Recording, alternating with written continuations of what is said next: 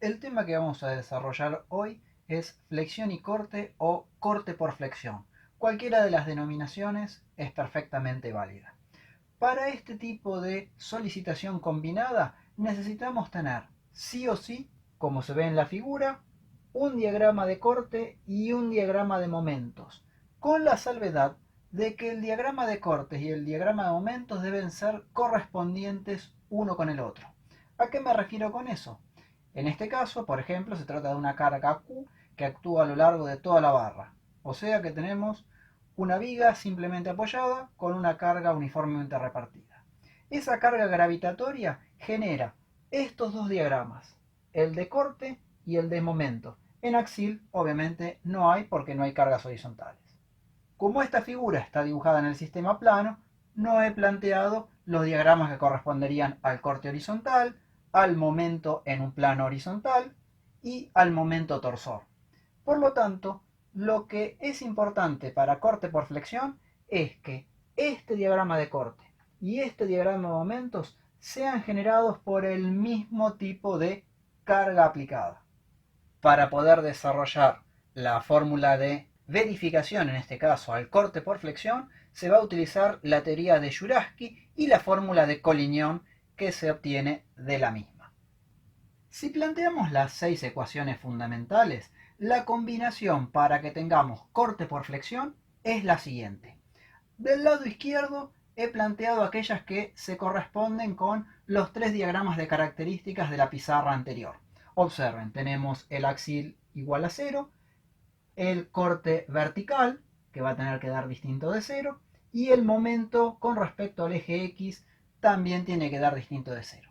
Del lado derecho tenemos las tres ecuaciones que se corresponderían con las solicitaciones que no había en la situación anterior.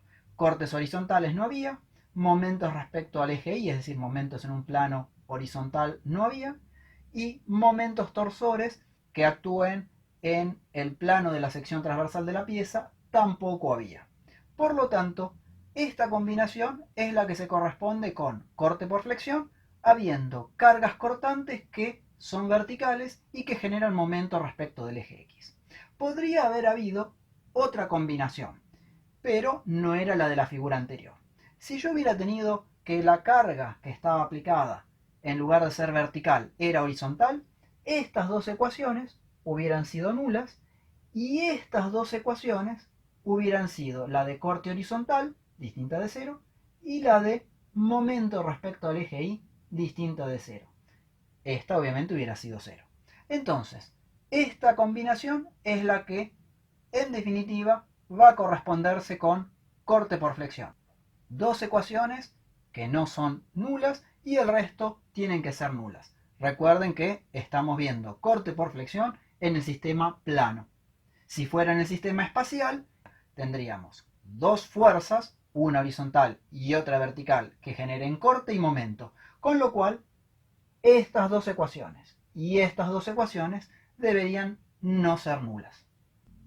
Si volvemos a la estructura que habíamos planteado al principio y a los dos gráficos que son significativos, que en este caso es el gráfico de corte vertical y el de momento respecto al eje X, tenemos en la parte superior la viga que yo la he corporizado, antes estaba representada por una única línea, la carga uniformemente repartida, los apoyos y en azul podemos apreciar cómo se deformaría por acción de esa carga. La viga flexionaría. Aquí debajo tenemos los dos diagramas de características que tienen valor distinto de cero, el de corte y el de momento. ¿Qué es lo que ocurre si nosotros seleccionamos dos secciones transversales muy próximas entre sí, separadas una pequeña distancia que en este caso será diferencial z, porque obviamente están distanciadas una distancia sobre el eje z? Si tomamos esas dos secciones y vemos cuáles son los efectos que produce el estado de cargas sobre las mismas, tenemos en este diagrama el corte 1 y el corte 2. Y en este diagrama el momento M1 y el momento M2, que se corresponden obviamente a las secciones 1 y 2. Teniendo en cuenta esta situación, podemos dibujar para este diferencial de Z de la pieza los diagramas de tensión sigma que se corresponden para las secciones 1 y 2. Aquí a la derecha he dibujado el diferencial de Z, que sería este trocito de la pieza, y a cada lado los diagramas de tensión correspondientes. La tensión es el cociente entre el momento de inercia y la distancia a la fibra más alejada. Si tenemos en cuenta esa situación que está ahí, la tensión dependerá del valor del momento que hay en cada una de las secciones. En el dibujo de la izquierda del diagrama de características de momento tenemos que M1 es menor a M2. Por lógica, entonces, las tensiones que se desarrollarán en la sección 1 serán menores a las que se desarrollan en la sección 2.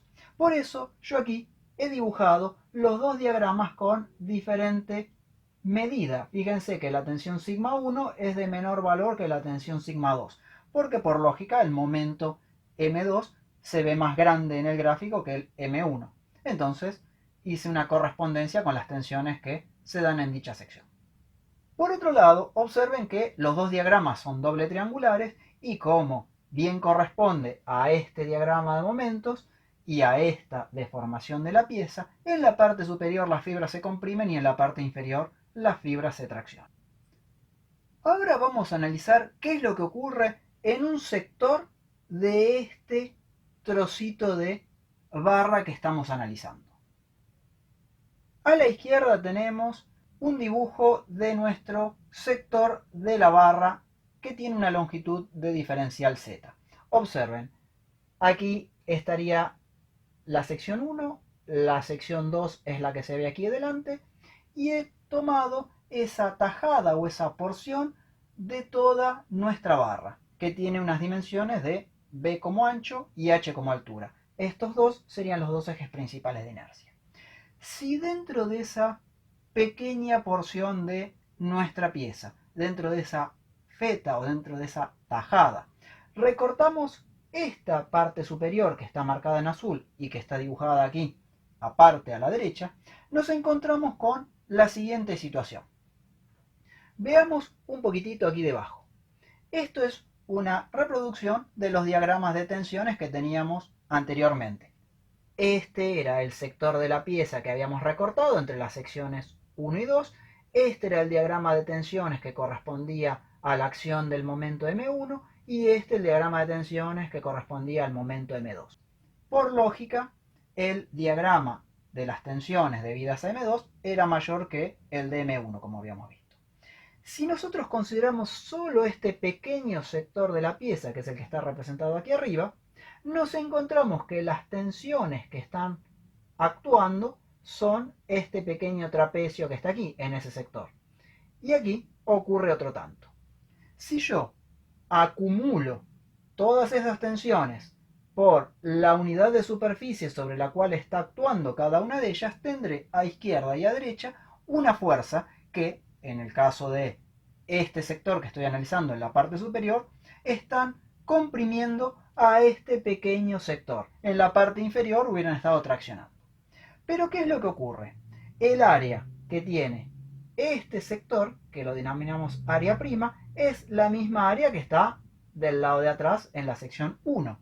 Pero si las tensiones del lado de la sección 1 son menores que del lado de la sección 2, por lógica, la fuerza que se obtenga del lado de 1 será menor a la fuerza que se obtiene del lado de 2. Con lo cual, la fuerza que comprime a la izquierda es menor que la fuerza que comprime a la derecha.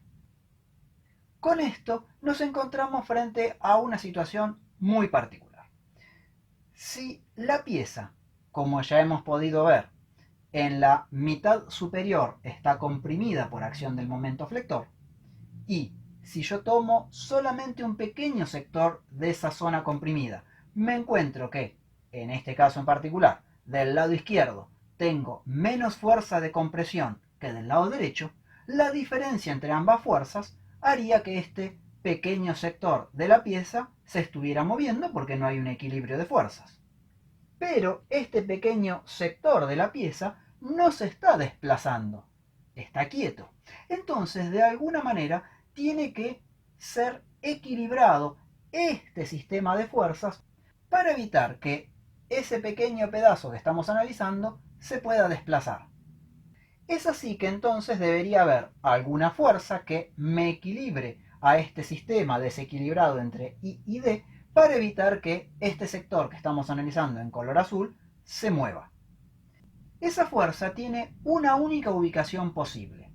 Fíjense que no hay otras fuerzas sobre las dos secciones transversales, que serían A' aquí delante y A' ahí atrás. En la parte superior no hay nada, porque es donde está apoyada la carga.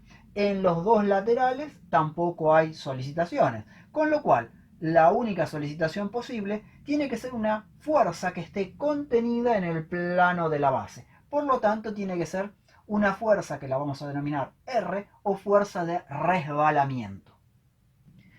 Esa fuerza R o fuerza de resbalamiento está actuando sobre esta base de nuestro paralelepípedo, que sería esta base que está aquí. Y esa fuerza surge entre las fibras horizontales de la pieza y es la fuerza que está impidiendo que este sector en azul se desplace horizontalmente. Veamos ahora cómo sería el cálculo desde el punto de vista matemático.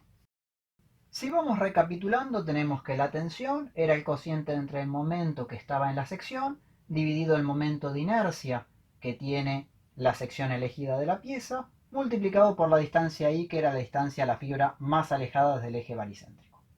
Si teníamos que, según nuestro diagrama de características, M1 era menor a M2, por lógica, cuando reemplazamos en la ecuación de la tensión, tendremos que sigma 1 y sigma 2 tienen diferente valor. Sigma 1 menor a sigma 2. ¿Por qué? Porque la pieza tiene el mismo momento de inercia a lo largo de toda la barra y la distancia I, en nuestro caso, hubiera sido la mitad de la altura. Si estas tensiones son diferentes, ¿qué ocurre? Si hacemos la integral de la tensión por el área donde está actuando a lo largo del área prima, que era el área de esa pequeña lonja que habíamos tomado en color azul, tenemos que esa integral me da I, mientras que del lado derecho me daría D. Como obviamente estas dos tensiones eran de magnitudes diferentes, por lógica lo que vamos a tener son fuerzas de valor diferente. En este caso, la fuerza de la izquierda menor a la de la derecha. Y para equilibrar esta inecuación, obteníamos esta ecuación con la presencia de la fuerza de resbalamiento que estaba en la base de ese pequeño paralelepípedo que unía al sector que estábamos analizando en azul con el resto de la pieza.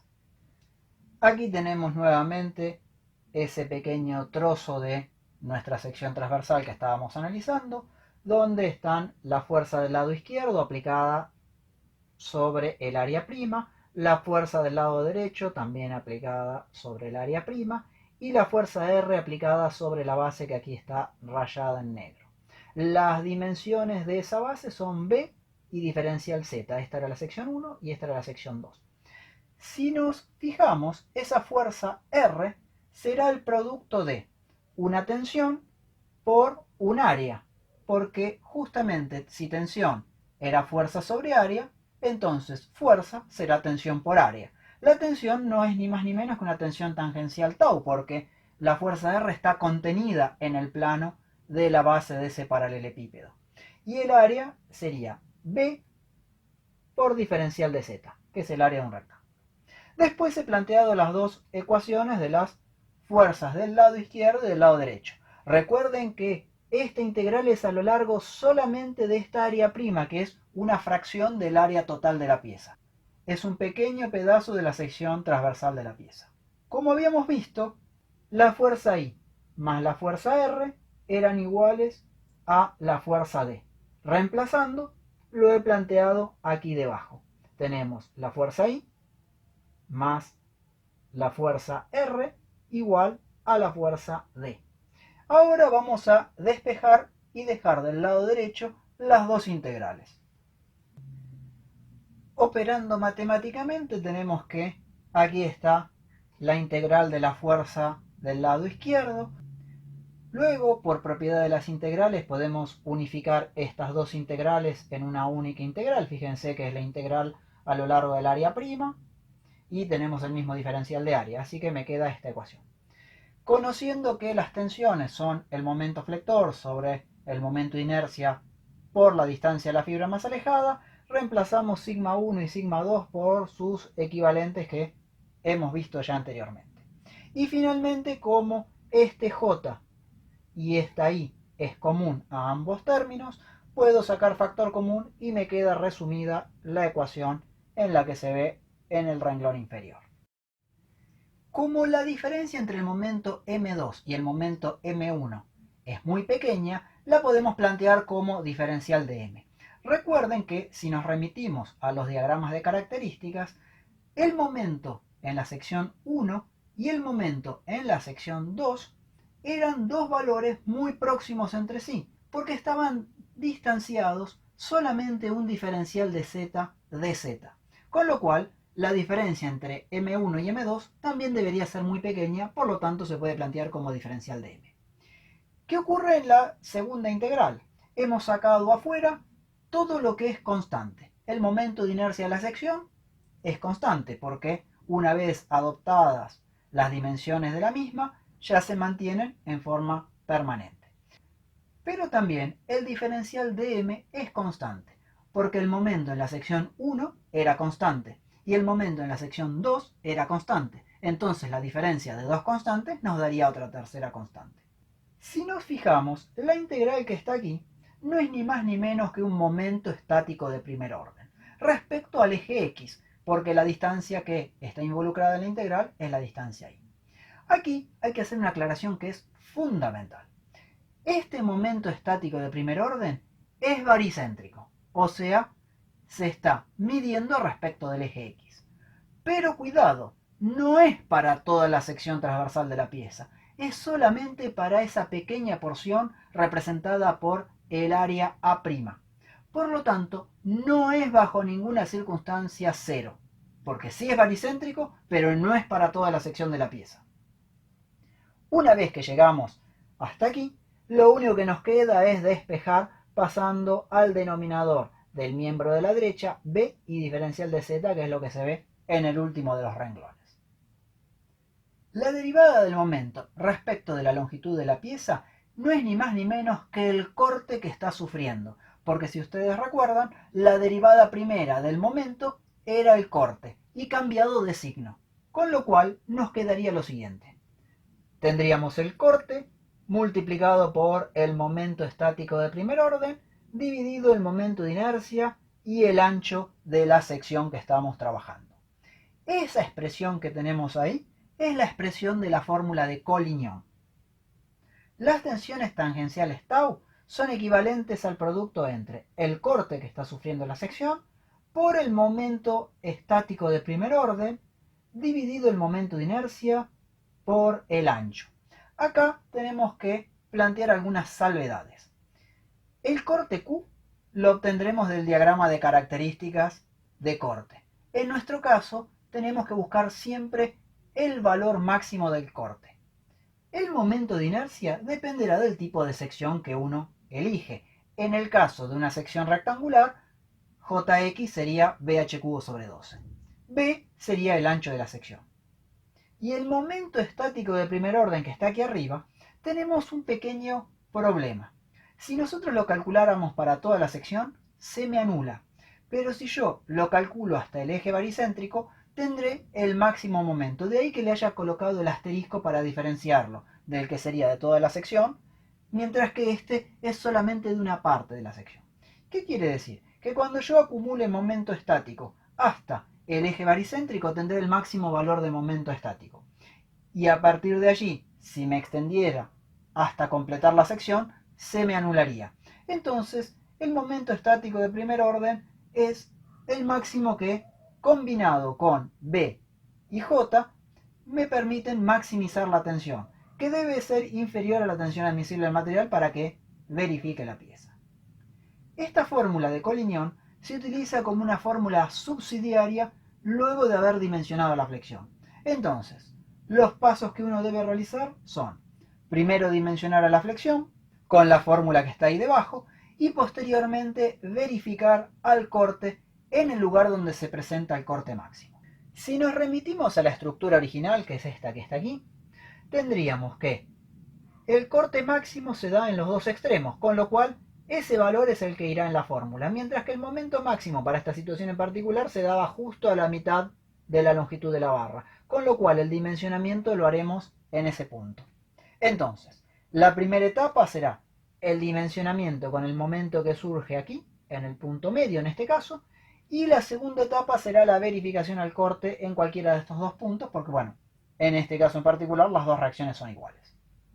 Otro detalle que no es menor es que yo a la fórmula del tau no le he colocado el menos correspondiente al corte, porque si nosotros teníamos que la derivada primera del momento respecto a la distancia era el corte cambiado de signo, tendría que haber colocado menos q.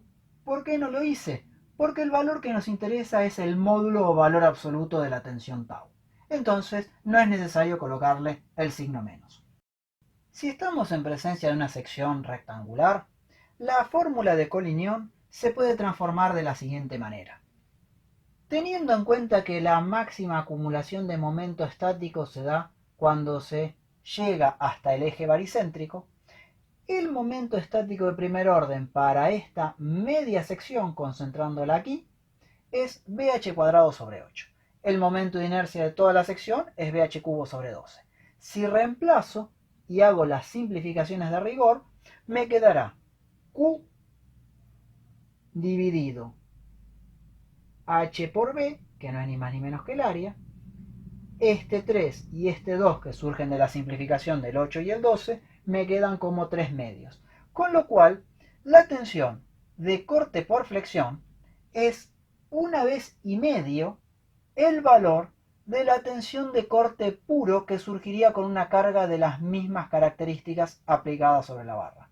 Por lo tanto, el corte por flexión es más perjudicial que el corte puro, habiendo aplicado el mismo valor de Q. Pasemos ahora a la forma que tiene el diagrama de las tensiones tangenciales tau. Si bien en el caso de las tensiones sigma era del tipo doble triangular, en el caso de las tensiones tangenciales tau es de forma parabólica. Veamos por qué es de esa manera. Una vez identificada la sección en la cual vamos a trabajar, el corte en la misma es una constante. El momento de inercia, si ya está definida la forma de la sección, también es constante. Como en este caso he tomado un rectángulo, la base B también es constante. Pero el momento estático de primer orden va a depender de cuál es el área prima que yo estoy tomando. Ahí he dibujado un área prima cualquiera, que tiene por dimensiones H' y B. Si nos remitimos a la fórmula del momento estático de primer orden, tenemos que siempre es área por distancia. ¿Cuál es el área? En nuestro caso es área prima. H' por B, que está aquí. ¿Y cuál es la distancia? La distancia I. Pero tenemos que H', si yo la voy incrementando, paulatinamente va a ir decreciendo la I. Y la relación que hay entre H' e I es una relación lineal. Con lo cual, si H' es una función lineal, lo que nos queda es que si esto depende linealmente de I, multiplicada por esta I, me va a quedar que el momento estático de primer orden es B, que es constante, por una función cuadrática de I. Por eso es que tiene una forma parabólica el momento estático de primer orden. Y por lo tanto, replica en las tensiones tau esa misma forma parabólica, porque todos los otros parámetros son constantes.